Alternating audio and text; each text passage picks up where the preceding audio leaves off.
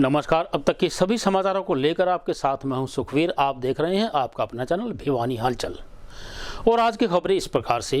वीरवार देर शाम तक मिले आंकड़ों के अनुसार भिवानी में कोरोना महामारी के 179 नए केसेस मिलने के बाद एक्टिव केसेस की संख्या बढ़कर 753 हो गई है।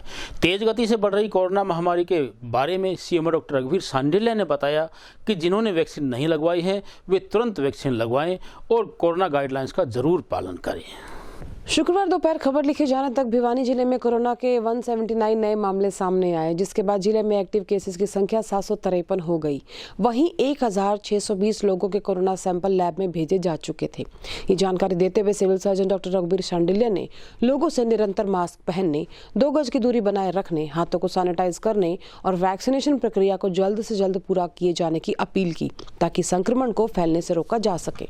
शुक्रवार को भिवानी के एसडीएम महेश कुमार ने कोरोना महामारी को देखते हुए जिले में सरकार द्वारा जारी गाइडलाइंस के तहत विवाह इत्यादि में शामिल होने के लिए लोगों की अधिकतम संख्या के बारे में जानकारी प्रदान की। इस बारे में उन्होंने बताया कि इंडोर शादी स्थल पर अधिकतम 50 व्यक्ति व आउटडोर स्थल पर 100 व्यक्ति ही गाइडलाइंस का पालन करते हुए शामिल हो सकते हैं। मकर संक्रांति के बाद एक बार फिर से विवाह समारोह के शुभ मुहूर्त आ गए हैं। वहीं दूसरी तरफ कोरोना की तीसरी लहर भी जारी है। इसी को देखते हुए एसडीएम महेश कुमार ने जानकारी दी और बताया कि विवाह समारोह के लिए बंद हॉल में 50 और खुले में 100 व्यक्तियों की उपस्थिति के साथ समारोह संपन्न किया जा सकता है। वहीं उन्होंने इसके साथ साथ कोरोना के भी सभी गाइडलाइंस की पालना सुनिश्चित करने की बात कही। वहीं उन्होंने बताया कि इन सब के लिए एसडीएम कार्यालय से ही अनुमति ली जा सकती है। जहाँ तक के शादी या किसी प्रकार का कार्यक्रम है उसके रिगार्डिंग है, तो उसके रिगार्डिंग सरकार के स्पष्ट निर्देश हैं कि 100 तक की संख्या के व्यक्ति शादी विवाह समारोह में शामिल हो सकते हैं। वो भी कोरोना को देखते हुए अपने व्यवहार कोरोना के अकॉर्डिंग व्यवहार करते हुए, सोशल डिस्टेंसिंग मेंटेन करते हुए और मास्क लगा के, और जो कार्यक्रम स्थल है उसको प्रॉपर सैनिटाइज करा के ही कार्यक्रम किया जा सकता है। और इसके अलावा अगर कोई किसी की मृतक है, उसके स्थान पे कार्यक्रम है, तो उसमें मैक्सिमम 50 लोगों के सम्मिलित होने की अनुमति दी जा रही है। यह अनुमति जिला भिवानी में हर एक उपमंडल स्तर पर उपमंडल अधिकारी द्वारा दी जाती है। तो इसके अलावा भी मेरी सभी नागरिकों से प्रार्थना है कि कोरोना अप्रोप्रिएट बिहेवियर को अडॉप्ट करें, सोशल डिस्टेंसिंग मेंटेन करें, मास्क का इस्तेमाल करें और बहुत ज़रूरी होने पर ही अपना बाहर जाएं। क्यों, और अपना जैसे सरकार ने भी कहा भी है कि किसी भी कार्यालय में नो मास्क नो एंट्री का एक नियम भी लागू है। इसके अतिरिक्त डबल वैक्सीनेशन जो है अपना वो भी अवश्य कराएं। अगर किसी व्यक्ति की वैक्सीनेशन नहीं हुई है तो हमारे सीएम ऑफिस में या फिर किसी भी कार्यालय में जाकर वो वैक्सीनेशन करा सकता है। उत्तर भारत में भयंकर सर्दी का असर पालतू पशुओं पर बुरी तरह से पड़ रहा है। इस बारे में पशु चिकित्सक डॉक्टर विजय सनसनवाल ने पशु पालकों को दुधारू पशुओं को सर्दी से बचाने के लिए महत्वपूर्ण सुझाव दिए। वहीं उन्होंने किसानों को अपने पशुओं की समय समय पर जांच करवाने का भी सुझाव दिया। उत्तर भारत में कड़ाके की ठंड का असर पशुओं पर भी पड़ रहा है। पशु ठंड के कारण बेहाल हैं। सर्दी जैसे जैसे बढ़ रही है, पशुओं में दूध की कमी हो रही है। पशुपालक भी परेशान है कि वे क्या करें। उनके आगे भी समस्या आ गई है, क्योंकि दूध कम होने की वजह से उनके बिजनेस पर असर पड़ रहा है। दूध विक्रेताओं का कहना है कि सर्दी के मौसम में दूध की मांग अधिक हो जाती है। ऐसे में दूध कम होने से काफी दिक्कतों का सामना उन्हें करना पड़ता है। वहीं जिले के वेटरनिटी हॉस्पिटल के चिकित्सक डॉक्टर विजय सनसनवाल का कहना है कि सर्दी में पशुओं की विशेष देखभाल की आवश्यकता होती है। उनका कहना था कि पशु को सर्दी के मौसम में ढक के रखना चाहिए। साथ ही पशुओं को दिक्कत ना आए, इसके लिए उसके भोजन के विशेष प्रबंध भी करने चाहिए। मेरा नाम माया है। मेरी भैंस 10-11 किलो दूध दिया करती। इस ठंड की वजह से 5 किलो दूध भी कौन देती। लात मारा है, दूध पाटा छोटा जी बई। इतनी सर्दी पड़ रही है बहुत ज्यादा। क्या इलाज हो इसका नु बताओ। डांगर दूध नहीं दे, सारा दिन इनका पेट भरे जा ढाका माँ, फिर भी दूध नहीं दे। ये क्या करनु बताओ, इतनी सर्दी पड़ रही है। और मैं दूध का काम करता हूँ, यहाँ भिवानी दूध बेचता हूँ।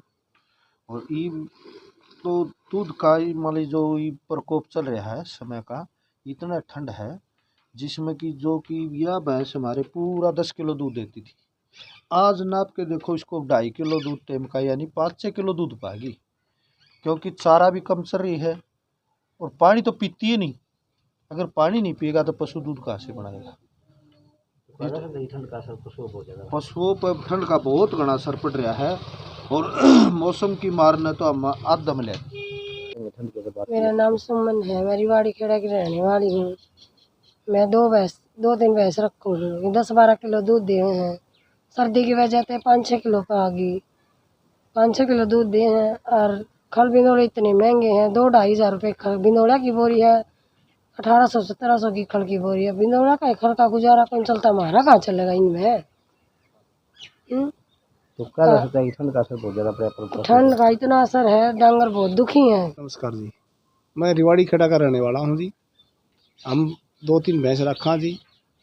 ये ठंड की वजह से न तो चारा चल रही अच्छे से, न पानी पी रही, और ये दूध बिल्कुल ही आधा दूध पा गई जी। जो 15 किलो दूध दिया करती, 10-12 किलो दूध दिया करती, वो 5-6 किलो दूध पा गई। तो क्या जा सकता है कि ठंड का असर बहुत ज़्यादा पशुओं पर? ये बहुत ठंड का प्रकोप हो रहा है जी, और ये प्रकोप इतना हो गया कि जी पशु पानी तक नहीं पी रहे। जितने भी दुधारू पशु हैं, जैसे आदमियों में भी ठंड लगती है और उससे जो एंजाइम काम करना कम कर देते हैं, उसी प्रकार पशुओं में भी दूध की वजह से जितनी ज़रूरत उसको खुराक की चाहिए, वो खुराक कुछ उसके शरीर का तापमान मेंटेन करने में कन्वर्ट हो जाती है और पूरा दूध नहीं बन पाता। लगभग देखने में आया है कि बड़े पशुओं में 20 से 25% तक दूध की कमी आई है। और इस दूध की कमी की पूर्ति हम इस तरह कर सकते हैं कि जैसे कोई भी पशु है, उसको कुछ पल्ली वगैरह या बोरी वगैरह लपेट कर रखें। दूसरा, उस कमरे को गर्म रखें, उसको खुला और हवादार भी रखें। नहीं तो अगर गर्मी रखी गई और उसमें कार्बन मोनोऑक्साइड बन गई तो भी पशु के सांस लेने में दिक्कत होगी। तो इस तरह करके पशु का बचाव रखें। नीचे पराली या तूतड़े होते जैसे बाजरे के, वो उसमें डाले जाएं। और ये तो दूध वाले पशुओं की बात है। जो छोटे पशु हैं, ख़ास तौर से उनमें बड़ी समस्या आ रही है। आजकल हम देखते हैं कि छोटे कटड़ियों में पेशाब का बंधा, निमोनिया जैसी शिकायतें ज़्यादा आ रही हैं। अगर कटड़े हैं या बछड़े हैं, उनको 20 से 25 ग्राम नौसादर अगर गुनगुने पानी में दिया जाए तो उसके जो पथरी बनती है और पेशाब का बंधा पड़ता है तो वो नहीं होगा। और जो निमोनिया की समस्या छोटे कटड़ियों बछड़ियों में आती है, उनमें भाँफ दे, गर्म पानी उबाल कर और हरे सफ़ेदे के पत्ते उतार के नीचे रख के और उसमें डाल के उसकी भाँफ दें अंदर बांध के। दूसरा, अगर नाक में से पानी पड़ने लगे और निमोनिया की शिकायत महसूस हो तो तुरंत पशु चिकित्सक को दिखाएं, क्योंकि छोटे कटड़ियों में निमोनिया की समस्या ज़्यादा होती है बड़ों की बजाय। पेशाब के बंधे की समस्या ज़्यादा होती है। अगर पेशाब का बंधा पड़ गया है तो पशु चिकित्सक के पास जाएं और इसका ऑपरेशन एकमात्र उपाय है। नगर परिषद के कच्चे कर्मचारियों में बकाया वेतन भुगतान की मांग को लेकर नगर परिषद प्रशासन के खिलाफ जमकर नारेबाजी की। वहीं नारेबाजी कर रहे कर्मचारियों को नगर परिषद चेयरमैन रण सिंह यादव ने शीघ्र भुगतान करने का आश्वासन दिया। नगर परिषद सफाई कर्मचारियों ने नगर परिषद प्रांगण में प्रदर्शन किया। उन्होंने बताया कि समान काम समान वेतन को लेकर ये प्रदर्शन किया गया है। 160 कर्मचारी जो कच्चे हैं, उनके काफी दिनों से वेतन नहीं दिए जा रहे थे। साथ ही तेल साबुन का खर्चा भी नहीं मिल रहा था। उन्होंने बताया कि उनकी मांगे पूरी नहीं की गई और वेतन भी उनका काफी समय से बकाया था। इसके चलते वे काफी अधिकारियों को भी अवगत करा चुके हैं, लेकिन उनका कोई असर नहीं हुआ और आज उन्हें प्रदर्शन करने पर मजबूर होना पड़ा। वहीं साथ ही उन्होंने अकाउंटेंट के ऑफिस का भी घेराव किया। वहीं चेयरमैन रण सिंह यादव ने कहा कि जल्द से जल्द इनके समान काम समान वेतन के पैसे सबको दे दिए जाएंगे, जिसके लिए 2-3 दिन का समय उन्होंने मांगा और पूरा आश्वासन भी दिया। हाँ जी, क्या कहेंगे आज? काफ़ी लंबे समय से जो हमारे नगर परिषद भिवानी के जो सफाई कर्मचारियों की जो मांगी थी, उन्होंने लेकर हम कई बार चेयरमैन साहब से मिले और ईओ साहब से मिले, लेकिन केवल आश्वासन के सिवा कुछ नहीं मिला। कल कर्मचारियों ने तंग होकर हमने आज अपनी मीटिंग करी, रोष प्रदर्शन किया है और उसमें हमने हमारी मांग डिमांड जो है उनके सामने रखी। समान काम समान वेतन की, LTC की और जो कच्चे कर्मचारी की तनख्वाह रुकी हुई है उनकी। हमारा जो EPF की जो हमारी राशि रुकी हुई है लगभग 7 महीने से, और ESI EPF की करीबन 12 महीने से रुकी हुई है।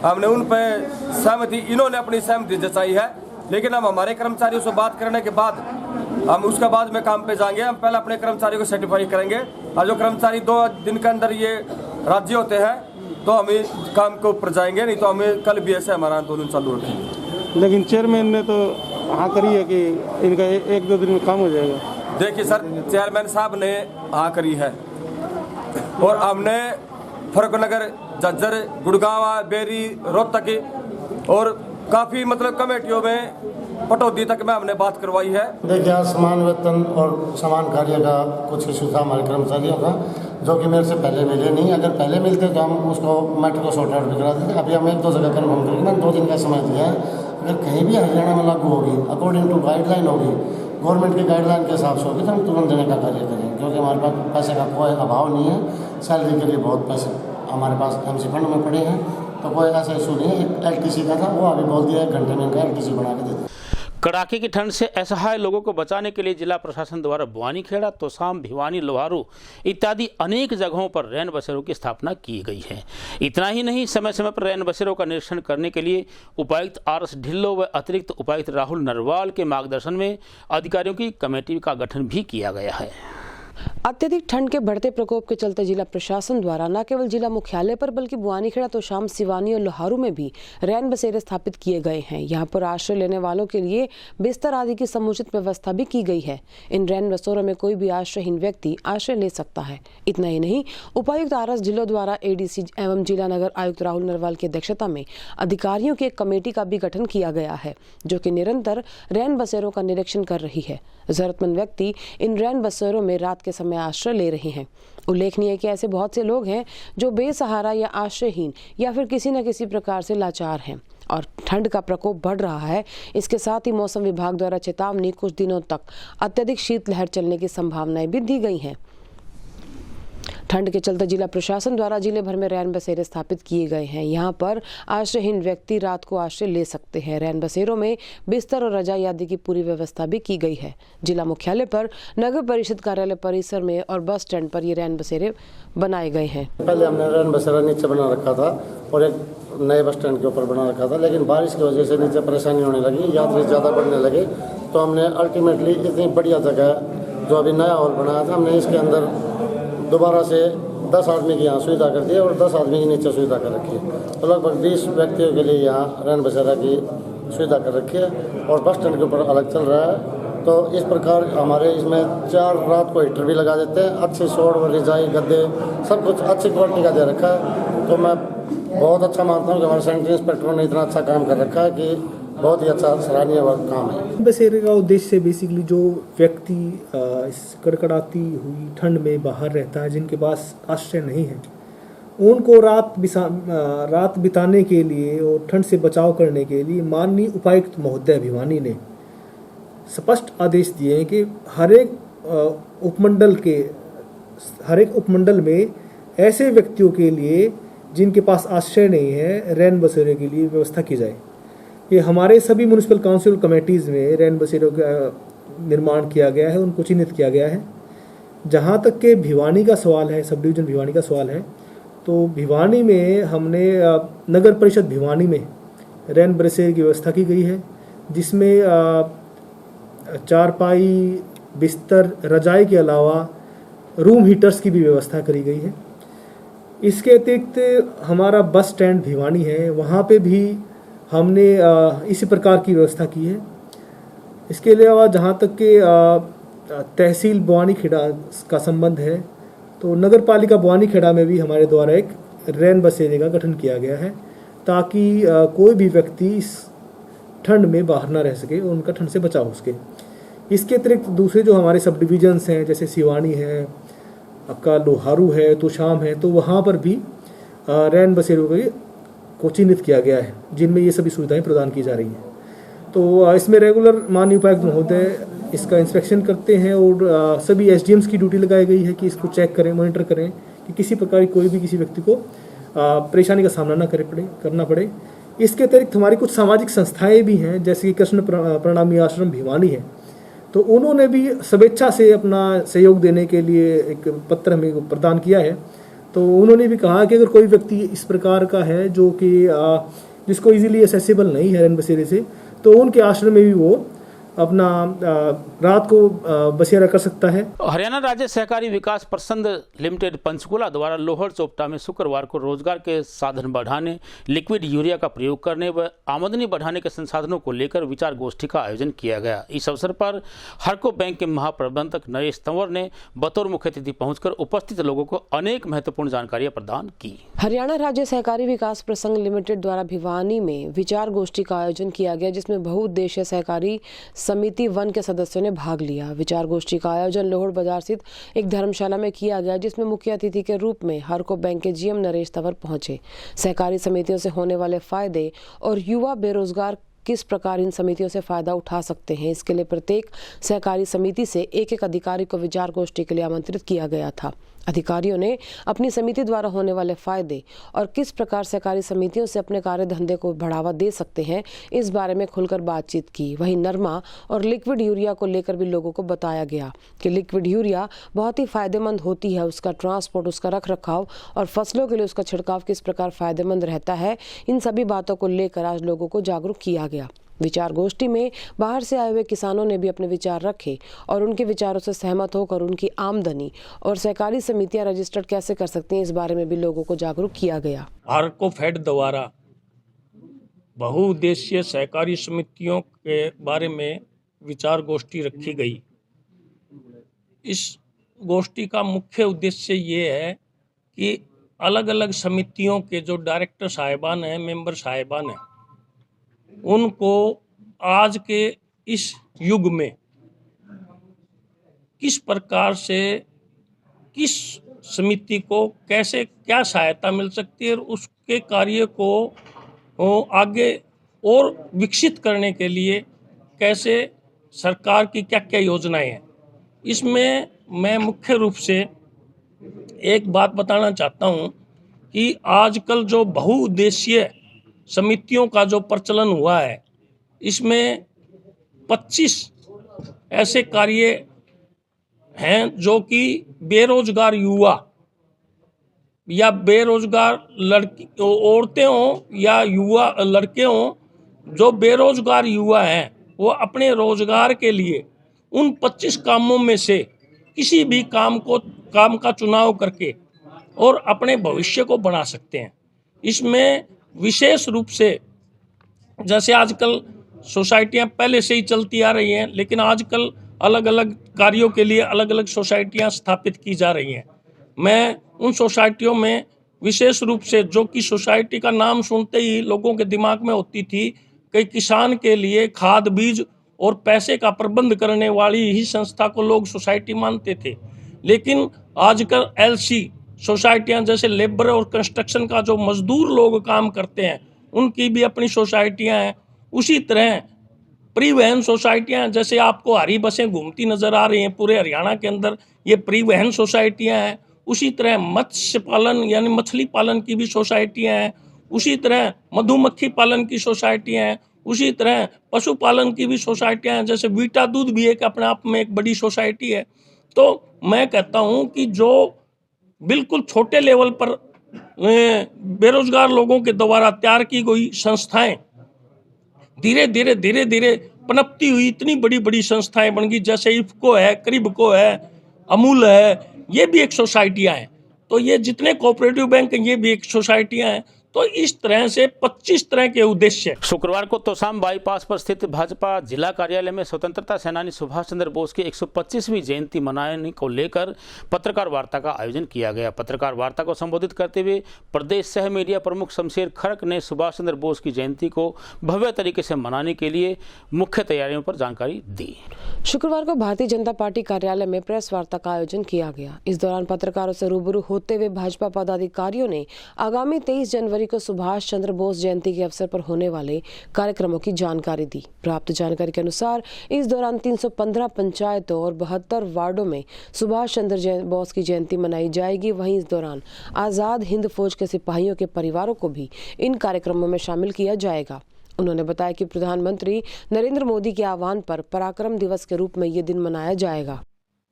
आज हमारे बीच में हमारे माननीय भिवानी जिला के अध्यक्ष आदरणीय शंकर दुग्गड़ जी, उनके साथ जिला के महामंत्री हर्षवर्धन मान जी, हमारे मीडिया के प्रभारी अरविंद पुंडीर जी और सभी पत्रकार साथियों और सहायकार साथियों, सभी प्रिंट मीडिया, इलेक्ट्रॉनिक्स मीडिया साथियों का अभिनंदन करता हूं, स्वागत करता हूं। आज पूरे हरियाणा में जिस प्रकार से भारतीय जनता पार्टी के माननीय प्रदेश अध्यक्ष पिछले एक महीने से देश के 90 साल के क्रांतिकारी संघर्ष में जिन लोगों ने देश के लिए बलिदान दिया, उसके जन जन तक उन लोगों का नाम, उनकी जो शौर्य गाथा पहुँचे,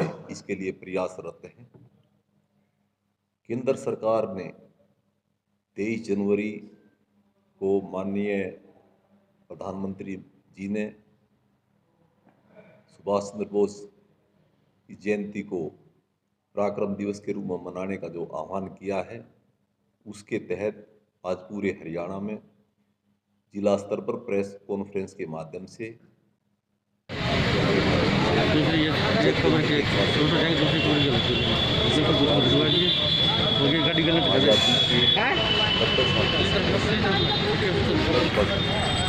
3,27,000 लोगों ने जो शहादत देश के लिए बलिदान दिया, उसका नाम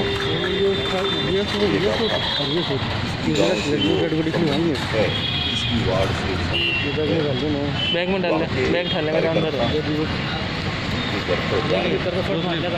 परिवार का ये एक लंबा समय चला गया है। तो आज इस आज़ादी में केवल 8 सैनिक बचे हैं। हाँ, परिजन भाई साहब वो